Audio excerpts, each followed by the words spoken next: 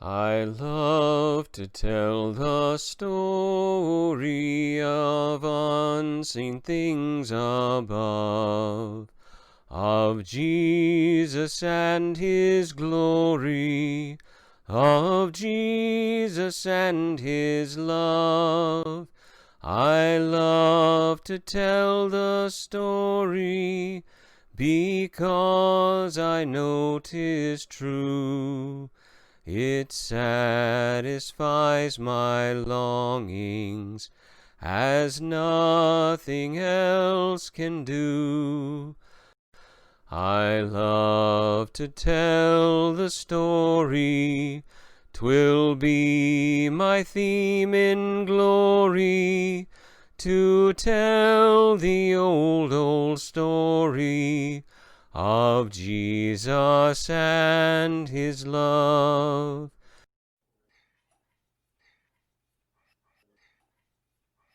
A few years ago, there was a letter to Ann Landers from an obstetrician that I found particularly interesting. The obstetrician was complaining because he felt bad about something that he felt that he needed to do. He had a young woman who had just had a baby, and she had 3 children at home under the age of 5. Here was number 4. The delivery was fine, the baby's fine, everything's fine, but he didn't want to send her home yet. He thought that she could benefit by having an extra day of rest. But the only way that he could get her this day of rest paid for was to lie to the insurance company. And he was telling Ann about how he felt guilty about this, and he didn't feel that he should have to feel guilty about it. The insurance company should just take his word and do whatever he wanted them to do. Well, before you form a firm opinion about that obstetrician, let me tell you another story, and I'm going to put you into this story. Let's suppose that you have a meeting in downtown Jackson at an office building. It's a beautiful spring day, so you park your car in a lot and you decide that you're just going to walk. You're not going to get your car and drive. You're just going to walk to these places. For the rest of the day, you have a meeting at this office building, and then you have a luncheon meeting at the Elite Cafe. So you park your car in your lot, you go to the meeting in the office building at 11 o'clock. It's supposed to be over at 12. It's about 12:10, 12:15 when you finally get out. And so you're going to have to rush a little bit to get to your luncheon meeting at the Elite Cafe. But you need to stop at the bank ATM machine and get a little extra cash. Well, you get to the ATM machine and there's a woman standing at the ATM machine. And so you get behind her hoping that she won't take too long. And as you stand there, a guy comes up behind you and he starts talking with you. It's very nice. One of these people who talks to everybody, can talk to anybody, and you enjoy talking with him. So he's standing there behind you talking. And even when the lady in front of you leaves and you start getting your money from the machine, he continues to talk. And you start to walk away, he continues to talk. So it goes on for a few steps away. Then as you get to the Elite Cafe, just as you're getting there, there's a bench on the sidewalk, and there's a young couple on the bench with 2 little girls, 3 and 5 years old probably. And the mother is crying, the little girls are at her knees, and the daddy has his arm around her, trying to comfort her, and they're all upset. And they have a couple of black garbage bags with them, which you think are maybe their belongings. This may be everything that they have in the world. And so you want to stop and help. You want to do something for this young family, but you have this meeting in just a couple of minutes, and you can't be late. It's a very important meeting. So you go on into the Elite, saying to yourself, Lord, I want to help them. If they're still there when I come out, then that's a sign to me that you want me to help them out. So you go to your meeting, you have your lunch, you finish everything, you come out the door, and just as you're coming out the door, that young family is walking in the door with the guy who was standing behind you at the ATM machine. And you say, well, Lord, this is great. This nice young man is bringing this couple in. He's going to feed them lunch. And so you've taken it. You have it under control. You don't need me. I'm on my way. Off you go. Well, a couple days later, you finally figure out the whole story and what happened. The guy behind you at the ATM machine got your passcode, and as you left, he picked your pocket and got your cards. And he hit you with the credit cards and the ATM card. He hit you for about $5,000 before you figured out what was going on. He spent the $5,000 on the young family. What's the difference between the doctor and the guy who took your cards? One last story. Many years ago, when I was on a college campus, I was walking down the sidewalk and there were 3 young ladies behind me, co-eds, talking about their majors and what they were doing. And one of the young ladies said, "I'm majoring in sociology." And her friends said, "Why sociology?" And she says, "Because I want to give other people money." Now, what you want to say to her is, why don't you go out then and earn a lot of money and you can give away all you have? But she didn't want to just give away money. She wanted to give away somebody else's money. Well, a few questions for the morning. When it comes to dishonesty, a whole lot of it relates to money, doesn't it? I mean, if you look at the dishonesty around you, what all takes place around you, and the things that maybe disturb you the most, many of those things are going to be related to money. Most of them directly related to money, some of them indirectly related to money. But money is a big part. Why is that? In the stories that we were looking at, it was easy to be generous with somebody else's money, wasn't it? The doctor could easily have taken the young lady and whatever family she wanted to take with her to a Holiday Inn and given the credit card and say, here, stay for a day and it'll take care of food and whatever you want. He could have done that. But somebody else's money is easier to spend. That's who we are and what happens in our lives, isn't it? It ties into so much of what we are and what we do. I mean, money is a big part of your life. I mean, no matter how much you want to minimize it, it's a big part of your life. Take it all away, and would your life change? If you didn't have any money at all, would your life change? In the kind of society in which we live today, it's an essential part of our life. We have to have that. It's a big part of our lives. And so wherever dishonesty is going to pop up, money has a pretty good likelihood of being involved because it's pretty well involved in almost everything that we do. We talk about treasures on earth and treasures in heaven, and I want to talk about those a little bit. What are our treasures on earth? Not just ours in this room, but people. What are the treasures on earth that people have? What's a treasure? Something of value, something we consider of value. Anything else you might want to add? Friendship. Family and friends. Family and friends. Okay. So it might go beyond the physical, but typically when we talk about our treasures on earth, we're typically talking about physical things, aren't we? Most of the time when we're talking about the treasure, we're talking about the physical, but it certainly can go beyond that. So what kinds of things are our treasures on earth? What do people treasure? Find of real value. Things, okay. All kinds of material things. Oh yeah, it can be just something small and may be apparently valueless to a lot of people, but may be of extreme value to people who know something about it. I'm talking to people in retirement about preparing wills and letters, explaining how they want things handled. I used to talk about Grandma's yellow pie plate because it's something like Grandma's yellow pie plate that causes the fight in a family. I mean, you can settle things over money in some cases without too much difficulty, but that pie plate brings back memories and everybody wants the pie plate. You can't divide it up. And everybody has those memories about that and they want it. All kinds of things that are treasures on earth. What about treasures in heaven? You hear this. In fact, we're going to bring it back up again. Do not lay up for yourselves treasures on earth, but lay up for yourselves treasures in heaven. So what in the world are these treasures in heaven? Everlasting life? That's certainly a treasure, isn't it? I want to address that a little bit more a little later on, but I want us thinking about it from the beginning here as we think about it. Because that's a statement that we're told. Jesus tells us, lay up for yourselves treasures in heaven. The point I really want to make by the question is most of us haven't given much thought to that question, have we, over the years? We read that, do not lay up for yourselves treasures on earth, but lay up for yourselves treasures in heaven. We can all quote that. But have we really thought about what those treasures in heaven really are that we're to lay up? Well, we're going to talk about that some today. So how do these earthly treasures, whatever they are, these things that we find of great value here on this earth, the things that we find are important to us because they have all this value, how do we really use those things on earth? Food, shelter, clothing, that sort of thing is basic. But that's everybody uses. We have those things that take care of our needs, but we don't use all of our treasures just for our needs, do we? I don't use all my treasures for just my needs. And I suspect that not many of you do either. So we go beyond our needs. Then how do we use our treasures? Make people jealous. Look what I have that you don't have. What else? Enjoyment. Comfort, pleasure. I mean, there are all these things that we find. You spend money you don't have to impress people you don't like. There's a lot of truth in that common statement, isn't there? Spend money you don't have, impress people you don't like. It's not just to party, but we do party, and we do go for that comfort and the pleasure and just to have a good time. For in many cases, we spend as much of our treasure on the good time, the pleasure part, as we do upon needs, depending on how much we have.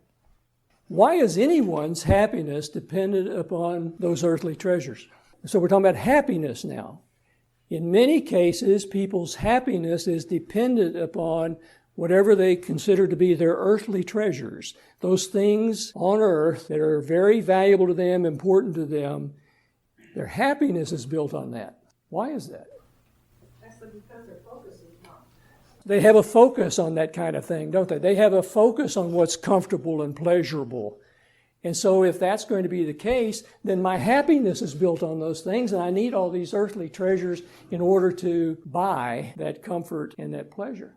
But just about all of us in here know someone or know of someone who has more money than God could give anybody, and they're the most unhappy people in the world. Along that same line, we can look at that. We can also probably look at ourselves in the mirror and see somebody who has a whole lot. In fact, more than 90% of the people in the world. And yet we have a little bit of unhappiness there too as well, because it's not quite enough to give us all the comfort and all the pleasure that we want. Just a little more.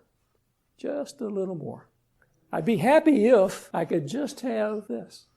So why would anyone then choose to be generous with those earthly treasures when we don't have enough of them to buy all the comfort and the pleasure we want to be happy? So why would we give any of it away? Well, if you had that mind frame, you wouldn't want to give it away. Exactly. For those who are focused entirely upon that happiness and pleasure, I want it all for myself, I need it all for myself, and I'm not going to give anything to anybody else because I don't have it to give, because I still need it. Or perhaps they see it as a way to accrue additional. And, once I get to this level, then maybe I'll give some of it away. But until then, I just don't have enough. We can look at that and say, well, that's certainly true for people at this level or that level or that level. But it's true at whatever level you want to name. They have a changed heart. Has to be a change of heart. And Has they to want be. to give for a purpose that they see as important. It's not natural, though, is it? It's not natural. We've talked a lot. We'll continue to talk about the natural man and the spiritual nature and a natural nature, natural man, the flesh, and the battle that goes on with those. But for the natural man, it is the pleasure. It is the happiness. It is the comfort. Those are the things that are important. And so you don't do this. Our story today is about the dishonest manager. They're in Luke 16. Most of it takes place in the first 7.5 verses. Jesus applies it to us in the next verse and a half, and then he gives some general teaching through the next 4 verses, and then he comes back and finishes the story in telling us about Pharisees who were nearby. In chapter 15, Jesus is giving some teachings to the disciples and the crowd that has come around him in the temple area, and the Pharisees are there too, keeping an eye on him. But he's doing this teaching, and he teaches about the lost coin, the lost sheep, and the lost son, that is the prodigal son. So all those are handled in chapter 15 of Luke. Then in the first part of chapter 16, he goes to this, and it's introduced by saying, Jesus said to the disciples. And we're going to learn later that the Pharisees are still nearby, and they're overhearing this whole thing. But the disciples are there, and the Pharisees are there. So it opens, and Jesus starts telling the story. And the story is about a man who's rich, and he has a steward. He has a manager. He has somebody managing his affairs for him, which is not an uncommon thing. Lots of people who have a lot of money can't handle all the things that have to do with that money by themselves, and so they have people to help them manage all this stuff. So he has a manager. However, the manager is not a particularly honest man. He finds, like the doctor at the beginning of the story, and like the man who picked your pocket at the beginning of the session, and like the young lady on campus who wanted to spend other people's money, it's easy to be generous with somebody else's money, and particularly generous to yourself. I mean, if you can get your hands on this money, then you can take care of those comforts and pleasures that you want to tend to. So the dishonest manager somehow is abusing the funds. And so the word goes to the owner, the rich man. People are telling him that the manager is being dishonest. He's wasting his resources. We're not told how he's doing that. There is a charge against him by people going to the owner saying that he has been wasting your resources. Now, he can do that by putting them in his own pocket. I mean, there are all kinds of ways that he could do it. But he's wasting the resources. So the owner calls the manager in and challenges him, say, this is what I've heard, and if that's the case, you can't be manager anymore. In the story that Jesus tells, there's no apparent defense being made by the manager, which would imply guilt. And as we see a little bit farther in the story, he obviously is guilty because he's going to get even more guilty as time goes along. So the challenge is there, and so what the owner says to him is that you should turn in your accounts. We read this story and we read it too quickly sometimes because we have been entrusted as stewards with great resources that are not our own. God has made us stewards of lots of things in this world that He has put in our possession. Think about what you have in your possession, and we call it our own, and that's a mistake for us, is to think of my this and my that, when in fact God has given you this, entrusted you with this for a purpose. Have we been wasteful of the resources that God has given to us? I don't know about you, but I'd have to confess guilt immediately that I have been wasteful of all the blessings that have been put into my life. I mean, it is shameful. And I suspect that maybe some of you have had a similar problem, maybe not to the same degree, maybe worse, but of wasting resources that God has put in my possession as a steward of His. Now, this steward, this manager, is being called to account for what he has done. Is it possible that we might be called to account? We are all going to stand before Christ, each and every one of us. We are going to stand before Him. Could somebody possibly charge us with having wasted his resources? They could me. The manager looks at this, and this is an interesting part of the story that befuddles lots of folks. But the manager thinks about this, and he says, well, wait a minute, boy, I'm not going to get another job as a manager. If you're convicted of stealing from your company, is the company's competitor likely to say, hey, come on, I've got a job for you? Probably not. He says, I'm in a tough spot here. But he is a very smart man. He is very astute. And he figures out that he has a way out of this mess. What he'll do is he'll call in all these people who owe his master money, who have bought things from him, and still owe for some things that of which they've taken possession. He says to the one man, how many barrels of oil did you have? I have 100 barrels. He says, well, write a new ticket. We'll call it 50. Now, if you're the man who owed 100 barrels of oil and now it's been cut to 50, how do you feel? That's a pretty good deal, right? I mean, you just had your debt cut in half. Of course, the manager is being generous with the owner's money. It's easy to be generous with somebody else's money. But is it a shrewd move? Well, let me not use the word shrewd because that often carries a negative connotation, doesn't it? Is it an astute move? Is it a wise move on his part? Well, it's that perspective again that we had at the very beginning. If the world does not have a God, and it's just the natural world, that's all there is, that is a brilliant move, isn't it? There's no judgment. His truth, your truth, my truth, all the same truth, all that sort of stuff. In the natural world, that is a very astute, a very wise move on this manager's part. He's just going to take a little bit more of that owner's money and make it easier on himself. In fact, he might even have the books coming close to balancing by the time he presents the new information.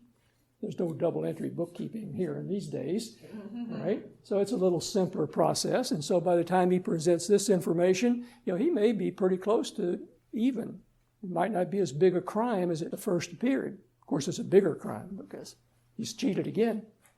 But in the natural world, we're inclined to do that kind of thing, right?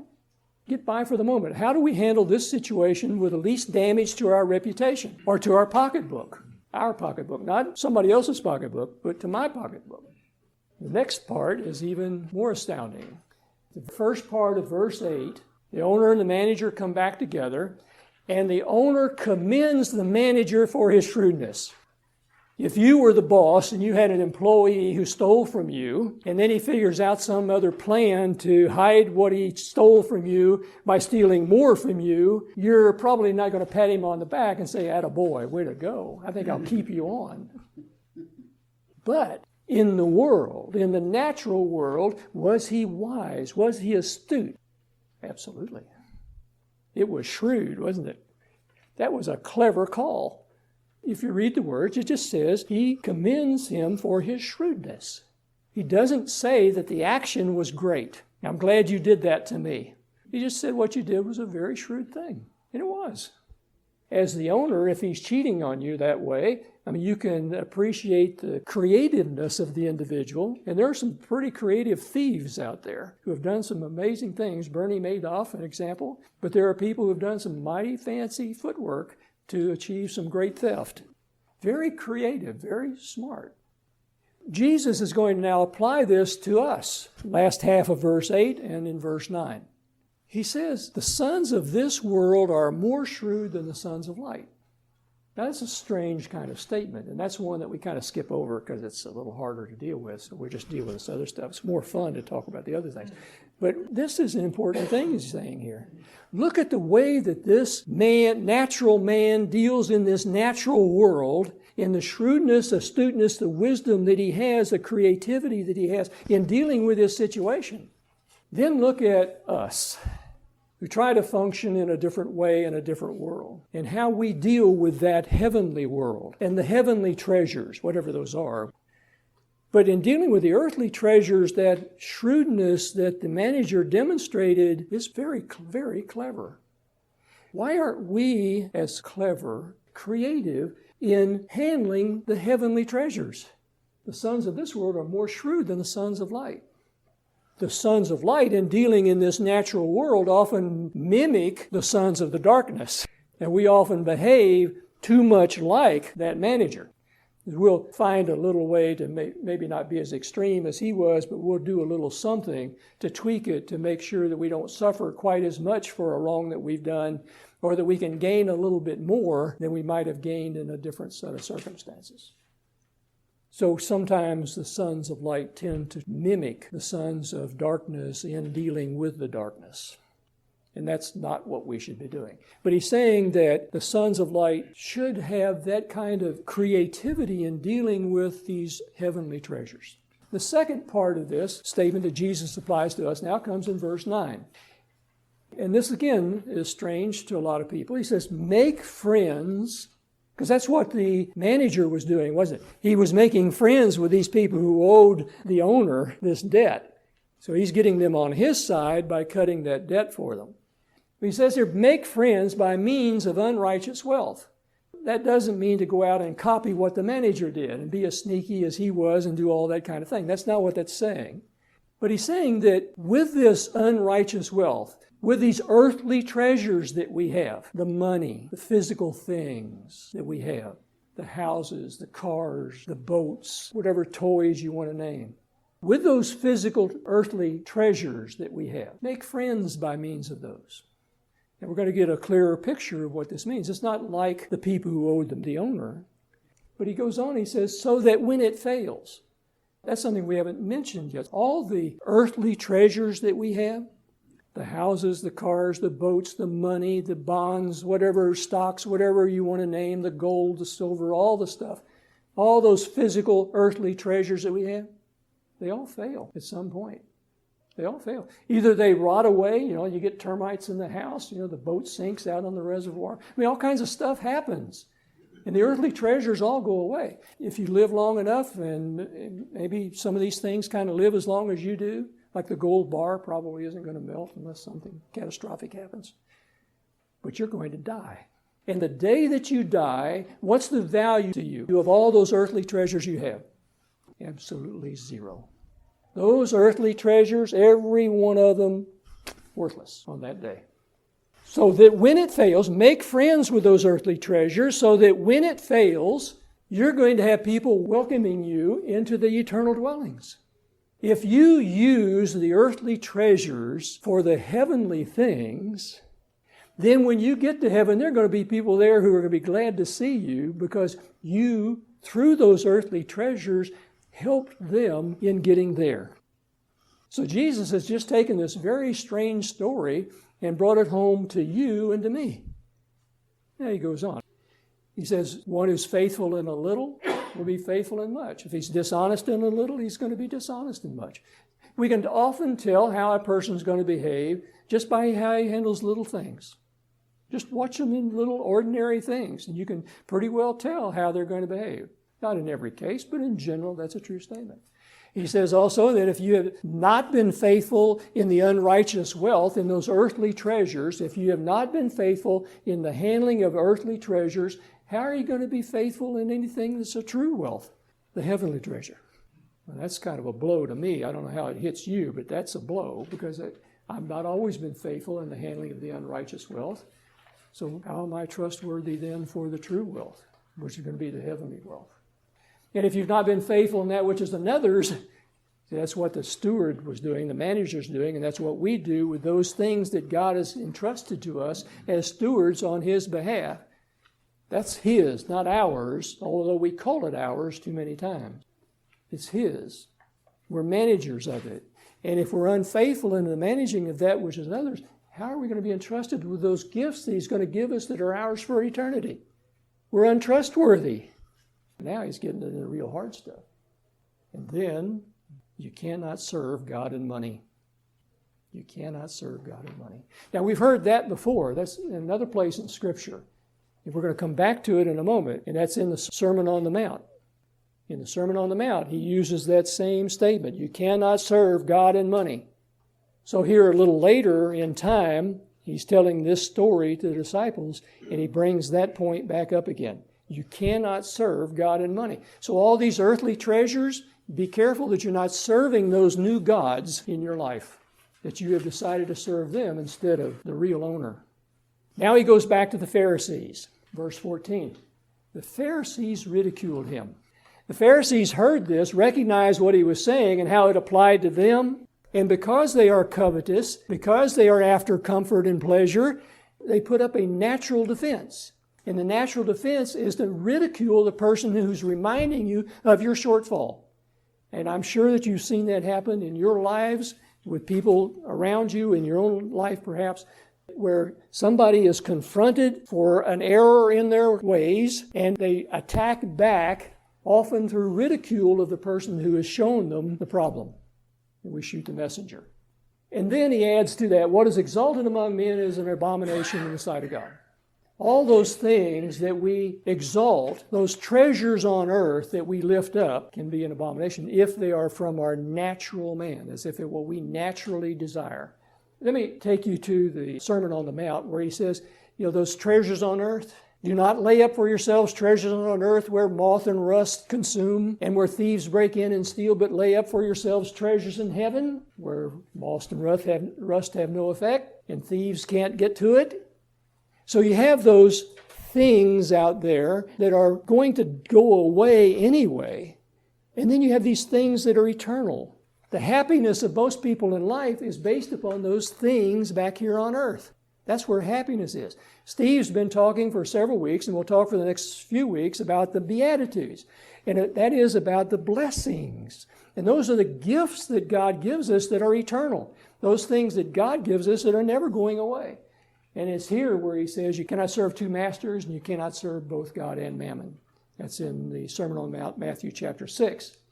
If you look at the Beatitudes, I want to tie this lesson with Steve's sermons for just a moment and kind of bring this back together. In the Beatitudes, what are the blessings? What are the gifts that God gives to his people?